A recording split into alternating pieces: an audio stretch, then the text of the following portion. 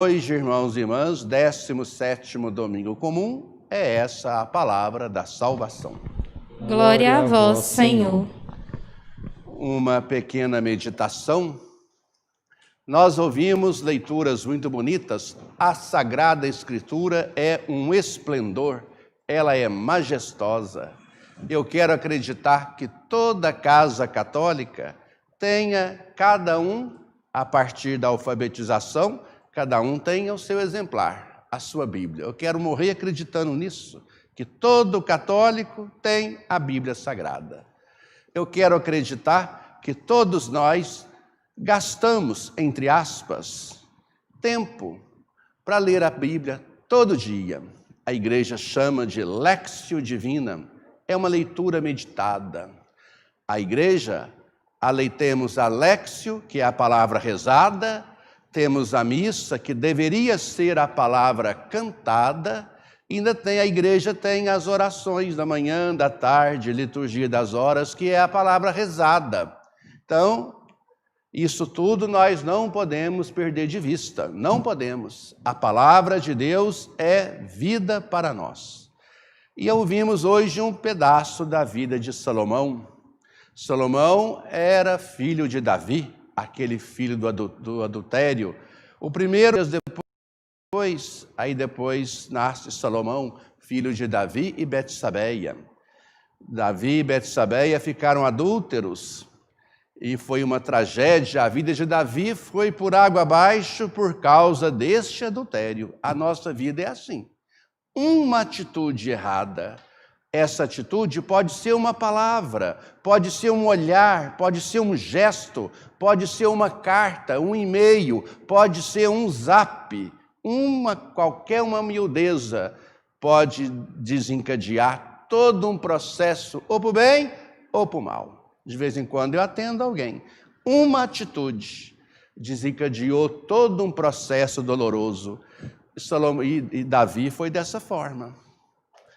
Nasce Salomão, Davi ficou rei quase 40 anos, deixou o país todo em bancarrota, porque Davi perdeu o controle. Davi perdeu o rumo por causa da sua própria história, que também acontece conosco. Davi enfrentou o primeiro desafio dele, foi a sua própria fraqueza afetiva. Davi não podia ver uma mulher, corria atrás dela. Essa foi a fraqueza de Davi. E ele vai pagar caro por isso. E vem Salomão, que pega o reino todo endividado. Salomão começou bem. Nós ouvimos aqui, quando Salomão chegou, novo, cheio de desafios, Salomão pediu sabedoria. A sabedoria que não vem de diplomas, de pós-graduação, mestrado, doutorado, não é nada disso. Salomão pediu sabedoria para discernir entre o bem e o mal, que é uma linha muito sutil. Quem dera que nós tivéssemos discernimento total entre o bem e o mal. Não temos. A linha é sutil, a linha que divide. Salomão pediu sabedoria. Começou bem. Pouco depois daqui, 2 mulheres deram à luz no acampamento na mesma hora, e o bebê de uma morreu, o da outra ficou vivo. Aquela que teve o bebê morto não aceitou. Esperou a outra dormir e trocou as crianças. Ficou com o vivo para ela e deu o bebê morto para outra. Essa mãe que estava com o bebê vivo e foi trocado, estava dormindo. Quando ela acorda, ela olha aquele bebê morto, ela olhou, não era o dela, já alfinetou a outra. O que você fez aqui? Esse bebê não é meu, não. As duas brigaram, descombinaram, não entraram em acordo, chamaram Salomão. Salomão também não conseguiu fazer um acordo e tomou uma atitude. Pegou o bebê vivo, pediu uma espada e falou: eu vou partir o bebê no meio, metade para uma, metade para outra. A que não era a mãe falou: eu concordo, nem para mim, nem para ela. A que era a mãe se joga aos pés de Salomão e falou: não faz isso, dá o bebê para ela. Salomão falou: essa é a mãe. A sabedoria, discernimento. Nós temos que pedir isso todo dia. Nós podemos ter na nossa casa tudo pronto para fazer o café. Os ingredientes estão tudo ali à nossa frente. Quando você vai olhar, o gás acabou. Não vai ter café, não tem condições. A não ser que troque o botijão ou eu vá para outro fogão. O que é o Espírito Santo? É este fogo, é o aquecimento, é este algo mais que vai dar possibilidade de juntar tudo. É o Espírito Santo na nossa vida que vai orientar a sabedoria. Aprendamos na nossa vida a pedir sempre a sabedoria nas coisas simples e complexas da nossa vida. Nós estamos aqui com parábolas, a do tesouro e a da pérola. O tesouro estava escondido no campo, um homem encontrou, né? Coisas tão comuns, encontrar alguma coisa. Aquele homem cheio de alegria, escondeu o tesouro de novo e comprou aquele terreno por causa do tesouro. Ele encontrou, ele ganhou aquele tesouro. A pérola ele estava procurando. E quando encontrou uma, vendeu tudo que tinha para poder comprar aquela pérola. Então, o reino de Deus, Mateus não está nos falando de lições morais de compra e venda, não está dando lições de nenhuma outra coisa, é uma parábola. Está mostrando o reino de Deus. O tesouro é dom. E a pérola é esforço nosso. O reino dos céus é dom e é esforço nosso. Não posso perder isso nunca de vista. Não podemos ficar de braços cruzados. Eu fui criado na zona rural. A minha primeira infância foi toda lá. E eu fui criado muito perto do meu avô. E meu avô contava uma história.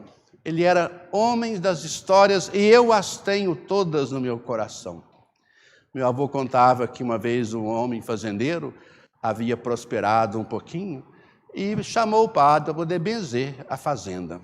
Quando o padre chegou, o fazendeiro estava todo feliz porque foi mostrar tudo como é que era ali. Aqui era um espinheiro, olha o pomar que eu fiz. O padre falou, você não pode falar que foi você tem que falar que foi Deus que fez. Tudo que o fazendeiro falava, fui eu que fiz isso, o brejo, o arrozal, a horta, que era uma capoeira, tudo o padre falava, você não pode falar que foi você que fez, tem que falar que foi Deus que fez. O fazendeiro, lá pelas tantas, perdeu a paciência e falou com o padre, padre, o senhor tinha que vir cá para ver, era quando Deus morava aqui sozinho, para ir ver a capoeira que era isso aqui. Então, essa história mostra que Deus não faz nada sozinho. Nós precisamos fazer a nossa parte. A vida, o reino é dom e é esforço. Sempre será dessa forma. Que a missa de hoje nos ajude a encontrar na nossa vida os tesouros que Deus coloca perto de nós. Pessoas, situações, até provações. Eu poderia ficar aqui horas falando de pessoas que encontraram esse tesouro na provação. Quando eu me ordenei padre, eu estava em Nova Serrana e uma senhora na comunidade me chamava a atenção. Ela era totalmente encurvada.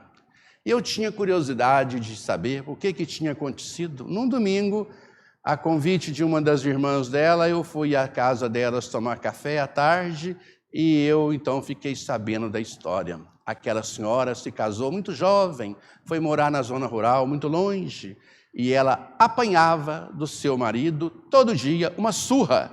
Ele entortou-lhe a coluna. E aquela senhora não ficou amarga, era porque, depois de tudo isso, ela encontrou o tesouro e a pérola. O seu sorriso era um rio sem margens. Quando nós encontramos o tesouro e a pérola, vem a tempestade que vier. A minha vela está acesa e não se apaga. Venha o que vier. Há pouco tempo eu acompanhei uma menina, pianista, Ela foi a Belo Horizonte apresentar, era adolescente, numa escada muito alta, ela se embananou, ela não foi empurrada, ela caiu lá do alto, machucou muito, perdeu a perninha. teve que ir para a cadeira, a medicina não teve recurso. E eu falava com ela, minha filha, essa cadeira é para ser roda, asas para você. Voe nessa cadeira.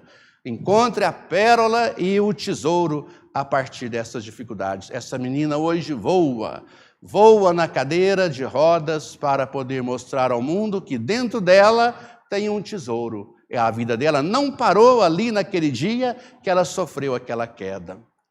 Tesouro e a pérola. Vai depender de nós manter sempre o brilho deste tesouro, o brilho dessa pérola dentro da nossa vida, dia por dia. Creio em Deus,